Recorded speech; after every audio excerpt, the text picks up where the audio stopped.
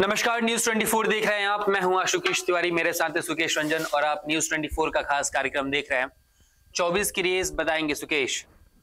आज के कार्यक्रम में बात होगी फिर से सीट शेयरिंग की तो नहीं, लेकिन नामों की घोषणा की।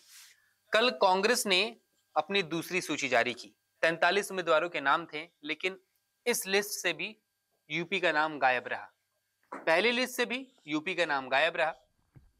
सपा ने भी अपनी 2 लिस्ट जारी करने के बाद से अभी तक उस लिस्ट में आगे नहीं बढ़ पाई। मतलब बेसिकली सपा की तरफ से भी नामों की घोषणा नहीं हुई है। हालांकि सीट शेयरिंग पे बात बन चुकी है, कांग्रेस को उसके हिस्से की सीट दी जा चुकी है, लेकिन फिर भी सपा ने अभी तक किसी नामों पे या फिर किसी अन्य सीट पे उम्मीदवार नहीं उतारा है। सर, सब जगह अनाउंसमेंट हो रही है, लेकिन सपा पे भी विराम लग गया। एकदम से लगातार अनाउंसमेंट्स हो रही थी। हाँ, इसी को खंगालने की कोशिश करते हैं कि आखिर वो प्रदेश जहां 80 सीटें हैं, वो प्रदेश जहां भाजपा बहुत संगठित है, वो प्रदेश जहां दशकों बाद विधानसभा के दोनों चुनावों में बीजेपी का परफॉर्मेंस बहुत अच्छा रहा है, वो चुनाव जहां 2014 और 19 दोनों में मैसिव मैंडेट भाजपा को मिला है। ऐसे प्रदेश में सबसे पहले ये सोच थी कि बीजेपी को कैसे काउंटर किया जाए। ये 80 सीटें इंपॉर्टेंट है जी। तो आखिर ऐसा क्या है कि अब जबकि दोनों दलों के गठबंधन की घोषणा भी हो चुकी है, कांग्रेस और सपा की 17 सीटें कांग्रेस लड़ेगी, बाकी सीटें सपा लड़ेगी, लेकिन न कांग्रेस घोषणा कर पा रही है न सपा ने अपनी लिस्ट में कुछ जोड़ा है। उन्होंने 27 या 28 नामों की घोषणा की है और उसके बाद ये चुप्पी है। जब से ये गठबंधन हुआ है उसके बाद सपा ने भी अनाउंस नहीं किया, माफ कीजिएगा, कांग्रेस ने भी अनाउंस नहीं किया। सपा ने जो अनाउंस किया है, मेरी जानकारी में 2-3 सीटें वो बदलने वाले भी हैं, ये 2-3 दिन में हो जाएगा। लेकिन आखिर उम्मीदवारों की घोषणा क्यों नहीं हो रही? सुई यहां अटकती है। पहला सवाल कि क्या कांग्रेस इसलिए उम्मीदवारों की घोषणा नहीं कर रही है क्योंकि उसे अमेठी और रायबरेली पे बड़ा फैसला करना है? गांधी परिवार का कोई इन सीटों पे लड़ेगा कि नहीं, यह फैसला इंपॉर्टेंट है। एक तो वजह यह हो सकती है कि इसीलिए देर हो रही है, लेकिन फिर सपा क्यों नहीं कर रही है? सपा की सीटें तो तय हैं कांग्रेस की तरह, तो कोई एक पेच है। और फिर ऐसे में ध्यान जाता है बसपा सुप्रीमो मायावती पे। उन्होंने उम्मीदवारों की घोषणा शुरू कर दी है। एक नहीं 2-3 बार इस दौरान वो कह चुकी हैं कि वो अकेले चुनाव लड़ेंगी। वो इंडिया के साथ भी नहीं है, वो एनडीए के साथ भी नहीं है जी। लेकिन क्या इतना कह देना काफी है? क्या सीटों की घोषणा न होने के पीछे एक बड़ी वजह यह है कि वो एक ऐसी पार्टी है जिसको इंडिया ल्योर करना चाह रही है, जिसको अपने पाले में लाना चाह रही है? क्या BSP supremo Mayawati opportune movement का इंतजार कर रही हैं? वो अपॉर्चुन मूवमेंट कब है? चुनाव की घोषणा जब हो जाएगी या फिर नजदीक जी, जो कि किसी भी दिन हो सकती है, उसके बाद होगी क्या? राजनीतिक हलकों में ये खबरें हैं कि सोनिया गांधी और मायावती के बीच बातचीत हुई है। एक बड़े नेता ने सोनिया गांधी की मायावती से बात कराई है, कांग्रेसी बड़े नेता ने। अब दोनों के बीच क्या बातचीत हुई, क्या ऑफर मायावती को गया, क्या सीटों तक बात पहुंची है, क्या कुछ ऑफर कांग्रेस अध्यक्ष की तरफ से कहा गया है? राजनीतिक हलकों में तो चर्चा यह भी है कि सोनिया गांधी ने अखिलेश यादव से कोई यह मैसेज भेजा है कि अभी होल्ड पे रखने के लिए अपनी सीटों को। तो क्या यही वजह तो नहीं है कि अखिलेश यादव ने भी होल्ड पे कर दिया है, सीटें अभी नहीं घोषित नहीं हो रही? हालांकि अभी 3-4 दिन पहले अखिलेश यादव हमारे कार्यक्रम में थे, मंथन में, न्यूज 24 के। उनसे स्पेसिफिक ये सवाल पूछा गया कि क्या बुआ आ रही हैं? उन्होंने कहा बहुत देर हो गई है, अब वो नहीं आ रही हैं। लेकिन राजनीति में हां और ना का फासला बहुत कम होता है आशुकेश। कई बार ये फासला बहुत जल्दी से तय हो जाता है जी। मतभेद हैं, मनभेद भी हैं, लेकिन जो political,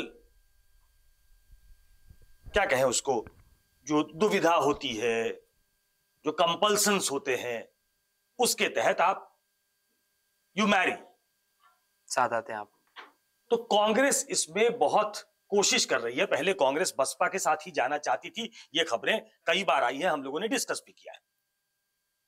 that didn't work out, किसी वजह से बसपा ने हाथ उस तरीके से नहीं बढ़ाया। अब जबकि सपा और कांग्रेस का अलायंस हो गया है, उसमें बसपा का अलायंस हो जाए तो लोग कहते हैं कि ये एक अच्छा कॉम्बिनेशन बन सकता है जी। वैसे कई बार हम डिस्कस कर चुके हैं कि आखिर क्यों ऐसा कहा जाता है कि सपा और बसपा और कांग्रेस का अलायंस बड़ा डेडली हो सकता है। सपा और बसपा का अलायंस पिछली बार हुआ था, देखा तभी, और इसीलिए बीजेपी बहुत आत्मविश्वास से लबरेज होती है कि सपा और बसपा अलायंस करके देख चुके हैं। 2019 में 15 सीटें कुल मिलाकर आई थी। 2014 में जो 73 एनडीए को आई थी, तो कुछ सीटें घटा पाई सपा और बसपा का डेडली कॉम्बिनेशन। तो क्या ये नया प्रयोग कि कांग्रेस भी, सपा भी, बसपा भी साथ है, क्या ये रोक सकता है? तो इसके लिए वोटों पे नजर डालना जरूरी है, नंबर्स पे नजर डालना जरूरी है। थोड़ा दर्शकों को समझा दें कि आखिर क्या है वोटों का गणित। अब चूंकि बसपा की बात हो रही है कि बसपा के आने से चीजें इधर उधर हो सकती हैं, तो बसपा का ही समझ ले पहले जी। बसपा का हम 2004 से ही लेते हैं, जिस समय यूपीए की सरकार बनी। 2004 में बसपा को सीटें मिली थी यूपी में 19 और वोट परसेंटेज था 24.67। 2009 में ये सीटें 20 हुई और वोट प्रतिशत भी बढ़ा, करीब 27.5% जी। 2014 में जब ऑनस्लॉट चल रहा था नरेंद्र मोदी जी का और वो किसी तरफ नहीं थी, अचानक से वो 0 हो जाती है। लेकिन उनका वोट प्रतिशत देखिए आशुकेश, दर्शकों के लिए जानना जरूरी है, 97.77%। 2019 में वो सपा के साथ गई, 10 सीटें जीती, वोट प्रतिशत रहा 19.43%। आप वोट प्रतिशत ये कम देख सकते हैं क्योंकि उनकी पार्टी 38 सीटों पे ही चुनाव लड़ी थी। जी। तो विधानसभा के लिए, विधानसभा को थोड़ी देर के लिए छोड़ दें, ये उनके वोट का प्रतिशत है जो उनको मिलता रहा है। 2019 में 19.43%। चलिए थोड़ा पहले चले जाइए, ये अलायंस में लड़ी थी। 2014 में वो किसी के साथ नहीं लड़ी और उनको वोट आया 19.77%। इसीलिए ये इंपॉर्टेंट प्लेयर हो जाती है जी। अब इसके साथ ये जानना जरूरी है कि 19.77 जिसको 0 सीट मिलने के बाद भी वोट आता है, अगर उसका गठबंधन जी उन पार्टियों से हो जाए जो अब एसपी 2004 में तो बहुत अच्छा परफॉर्मेंस था एसपी का, 35 सीटें जीती थी लोकसभा में, करीब 27% वोट मिले थे। 2009 में वो 23 सीटें जीती थी, करीब 23% वोट मिले थे। 2014 में परफॉर्मेंस बहुत खराब हुआ, वो 5 सीटों पे रह गई, वोट प्रतिशत था करीब 22%। 2019 में वोट प्रतिशत था 18%।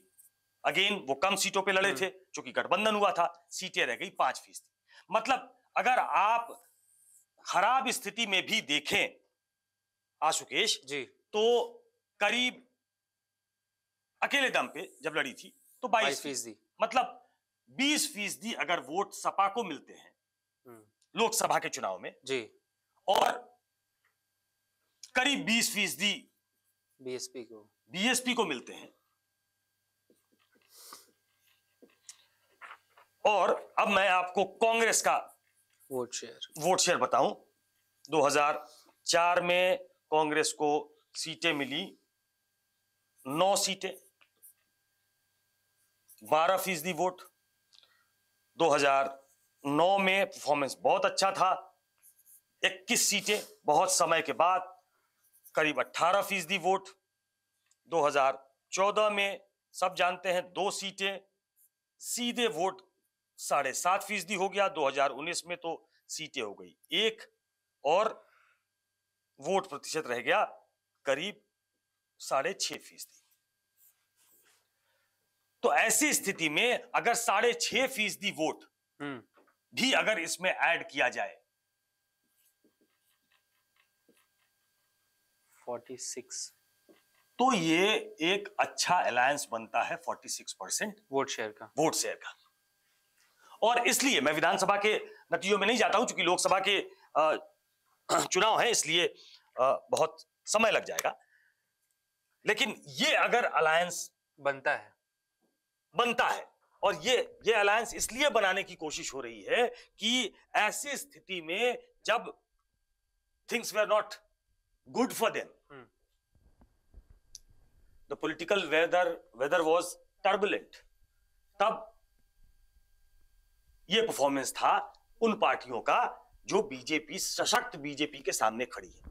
तो बीएसपी इसीलिए सोनिया गांधी के स्कीम ऑफ थिंग्स में फिट बैठती है कि बसपा को साथ आना जरूरी है। वो बसपा, मैं आखिर में ये बता भी दूं कि जो आखिरी चुनाव हुआ है, हर बार उनका वोट प्रतिशत घटता जा रहा है। जो आखिरी विधानसभा का चुनाव हुआ है, अब उनके पास करीब 11-12% वोट बचे हैं। कहा जा रहा है कि जो बेस वोट है, जाटव वोट जो है उनका, अब वो उनके पास इंटैक्ट है, नहीं तो वो भी खत्म होता जा रहा है। तो बसपा के लिए भी क्या जरूरी है कि वो अपने आप को रेलेवेंट रखने के लिए कांग्रेस और सपा के साथ एक बार मिलकर लड़ाई लड़े और नरेंद्र मोदी को उनके ऑन स्लॉट को रोकने की कोशिश करें। क्या इसलिए ये लिस्ट रुकी है और क्या इसलिए मायावती के आने का इंतजार हो रहा है और क्या मायावती उस तरफ कुछ सोच रही है, लेकिन उनका बयान जो है वो उस तरफ इशारा नहीं कर रहा है।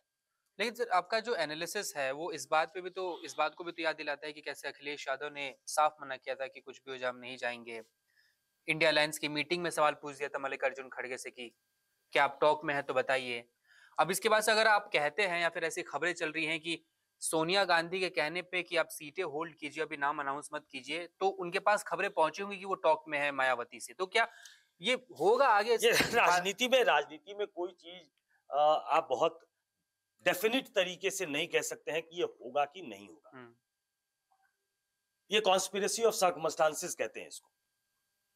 हर दल अपने पैर पे खड़ा होना रहना चाहता है, कोई मटियामेट हो जाए ऐसा नहीं चाहता जी। बसपा की भी मजबूरी है, सपा की भी मजबूरी है, कांग्रेस की भी मजबूरी है, सब एक नाव में सवार है। क्योंकि वहां बीजेपी ने अपना लक्ष्य, कुछ सीटों पे तो 50% वोट पा चुकी है, लेकिन उसने अपना एक लक्ष्य बनाया है कि हमें 50% प्लस वोट ले जाना है। तो उसके बाद किसी भी पॉलिटिकल पार्टी का कोई रेलेवेंस रहता नहीं है। तो यह कहना कि मायावती भी कह चुकी है और ये तो अखिलेश यादव बहुत खम ठोक के कह चुके हैं कि भाई नहीं आएंगी।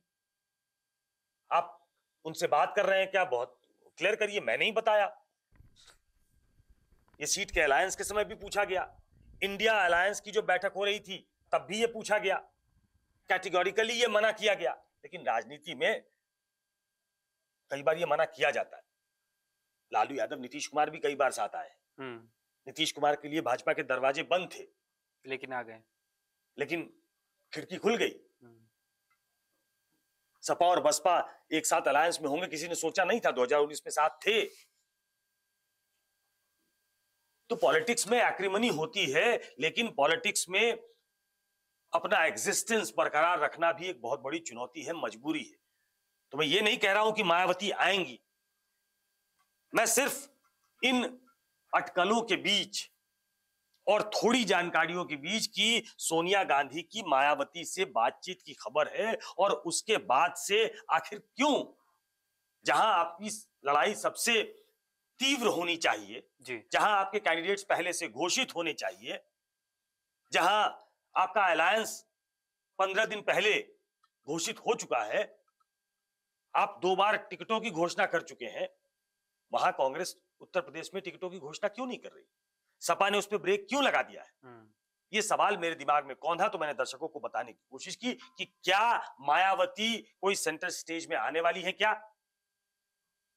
अगर इस बारे में और कोई जानकारी मिलेगी, कोई पुख्ता जानकारी, तो फिर शेयर करूंगा उनसे। तो बेसिकली सवाल आखिर में यही है कि क्या मायावती इंडिया में आने वाली है, क्योंकि दो दलों का तो गठबंधन हो चुका है। देखते हैं क्या होता है। फिलहाल इस वीडियो में इतना ही। धन्यवाद। नमस्कार, मैं हूं मानक गुप्ता।